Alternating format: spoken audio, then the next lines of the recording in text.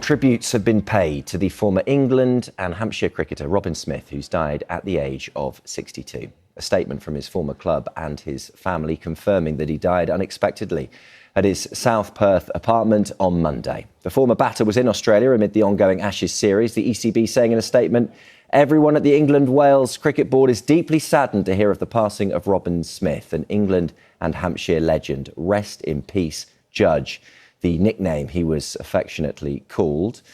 Also paying tribute was the former England batsman Kevin Pietersen. He said, "Heartbreaking to hear about the tragic loss of Robin Smith. Always have the fondest memories of the Judge. My heart goes out to his entire family and friends."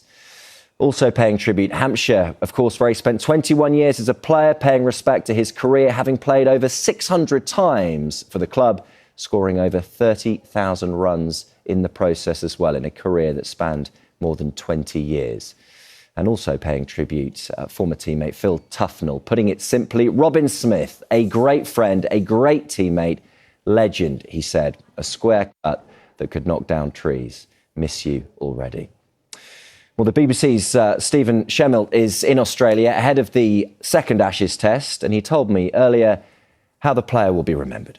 He'll be incredibly fondly remembered, and it's another sad loss to English cricket following the death of Graham Thorpe a year ago. And there's actually lots of similarities between the two batters, both in how they were admired for the way that they played the game, but both with an intangible quality, which I can only describe as being cool. Robin Smith was a cool cricketer. He batted with a helmet that didn't have a face guard on. He took on some of the most fearsome pace attacks in the world with cut shots that were like a slash of a sword.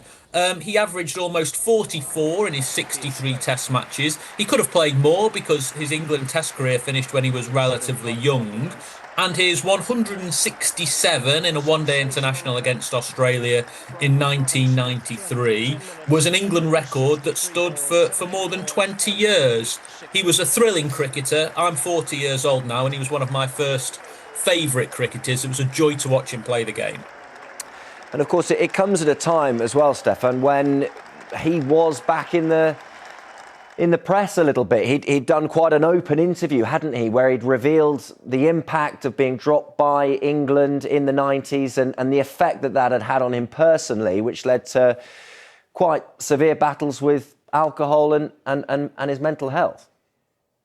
Yeah, so Robin Smith was actually quite a big figure in cricket in Perth, in Western Australia. That is where he moved to after his playing career finished, and that is where the first Ashes test took place. And I even saw him on the morning of the first test outside the Perth Stadium. All the England teams had been in Perth for a couple of weeks. He went to visit the England Lions at Lilac Hill, just outside the city. The ECB have published some pictures of that meeting. And yeah, that interview that you referred to after the first test, very moving with the Daily Mail about his struggles with alcoholism and mental health problems. But those who saw him thought he was happy and healthy. And that's certainly how he appeared on that morning of that first test match. He was a big figure in cricket in that part of the world, has died at just 62. It's a huge shock.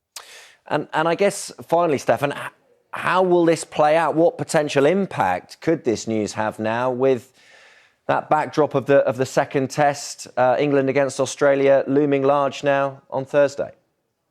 Yeah, so England captain Ben Stokes will speak tomorrow, and I'm sure he'll lead the tributes on behalf of the England players, because there will be players and staff around that England squad who really looked up to Robin Smith as a player and as a man. I'm told that England will wear black armbands during the second test, but there may be greater tributes on top of that because of what a big figure Robin Smith was in the game in this country too. And we've also heard from the ECB chair, Richard Thompson, who said, "We're desperately sad to learn of Robin Smith's passing, and the thoughts of all of us in cricket are with his friends, family and loved ones."